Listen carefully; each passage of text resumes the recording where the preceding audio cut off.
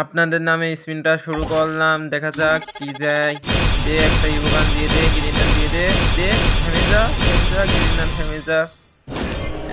কিছুই দিল না, ফাও জিনিস ধরাই দিল গ্রিনা।